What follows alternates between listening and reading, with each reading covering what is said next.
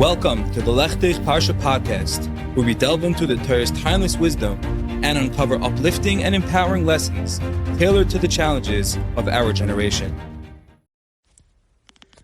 A good night, Shabbos, Parshas Vayishlach, Tovshin Pei Gimel. Don Jarish over here. Hope you had a wonderful week. In this week's Lechtich Acher, the title is "The Open-Minded Are Not as Open-Minded as They Think," and we discussed that in modern day jargon, closed-minded refers to people who are generally buried in their Gemaras, in their Svarim, don't know what's going on, what we call mufka. They don't know who's the president, they don't know what's going on in sports, they don't know what's going on in current events, worldly matters. And we discussed that not necessarily are they the ones that are closed-minded. And in fact, it might be those that are considered open-minded who are the most closed-minded. And my Rebbe, Rav Moshe Katz, once explained this as follows, that it depends how you define open and closed-minded. If you define closed-minded as you don't know what's going on in the world, you're right. Then closed-minded. You're closed-minded to what's going on in the world. But perhaps the definition of open-minded is completely different. Perhaps open-minded means open to growing, open to ruchnius, open to steiging, open to getting closer to God. And if that's the definition of open-minded, then it comes out that the ones that are considered open-minded are really the closed-minded ones. Think about it. And we find this idea expressed in this week's Parsha. In this week's Parsha, we find when Esau was about to attack Yaakov, that Yaakov said, Vayar Yaakov ma'od. Yaakov was greatly frightened. Vayitzer lo v'achatz es om asher ito. And he was very distressed, so he divided the people with him. And then a couple psukim later, Yaakov makes a plea to the Rebbeinu Shalom. Hazileni no miad achi miad Esav, ki yorei anochi oisoi pen yaveh vikuni emal banim. Rescue me from the hand of my brother, from the hand of Esav, for he may come and strike me down with mothers and children alike. For Beis Levi, what's going on over here? Don't we know that Esav is Yaakov's brother? So if so, why did the pasuk say? Why did Yaakov Avinu say Hatzleni no miad achi miad Esav? The Chayra, after he said miad achi, definitely we would have known that it's his brother Esav. So why did the Torah go on? Why did Yaakov go on to say, save him from the hand of Esav? And Beis Levi, the first pasuk, Vayar Yaakov ma'od vayitzer. What's the pshat of the double lashon? What's the pshat of the repetition and the redundancy of the lashonos of fear? What's the reason for these two allusions, for these two mentions of fear? He was frightened. He was distressed. What's going on over here? So the Beis Levi answers as follows. He says, not only did Yaakov Avinu fear getting physically killed from his brother Esav, he feared just the opposite. Yaakov Avinu feared that perhaps there is going to be a moment of change, that Esav is going to have a change of heart. Esav suddenly may start loving Yaakov. He may have charata on all these years of all this animosity, hate.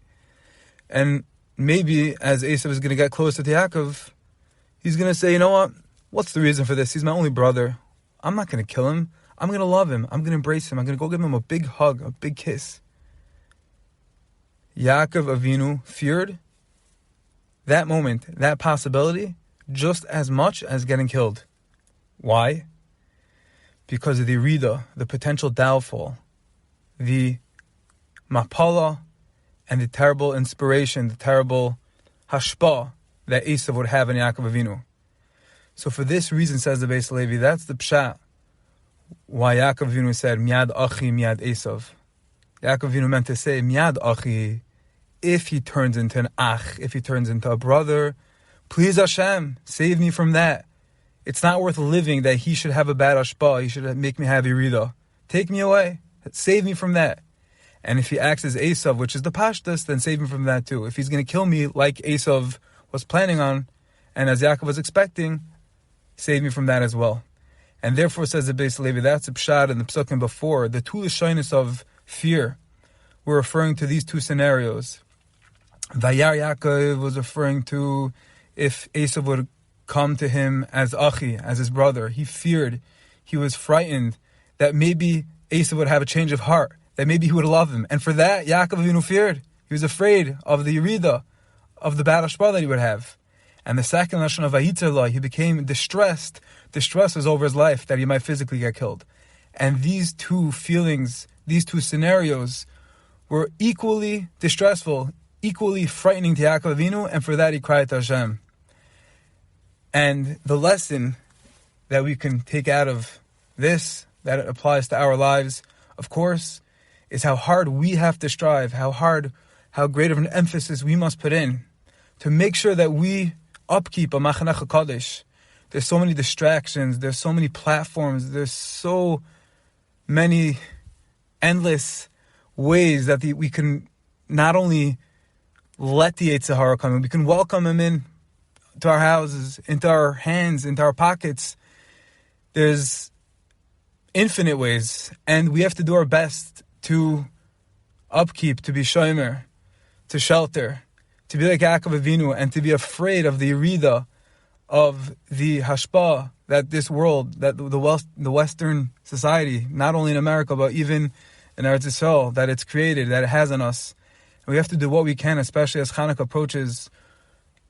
Chanukah is all about the Yevanim taking us down, and how the Chashmonaim overcame, and there wasn't only a battle of Gashmius, it was Ruchnius.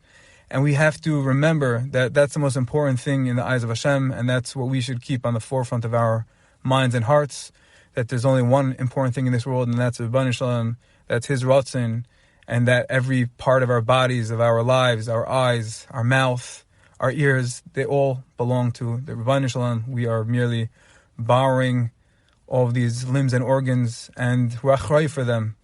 We're achrei for our neshamos, and in Mirz Hashem, we make an effort to upkeep, to be strong in our mitzvahs, in our kedusha, in our cleaving to the Rebbeinu Shalom. May that be a tremendous chus, that we be zeiche to tackle light, the menorah, in the base of Mikdash. May it come very, very soon. A good Shabbos. I thank each and every one of you for listening. I hope you enjoyed, and I wish you a wonderful Shabbos.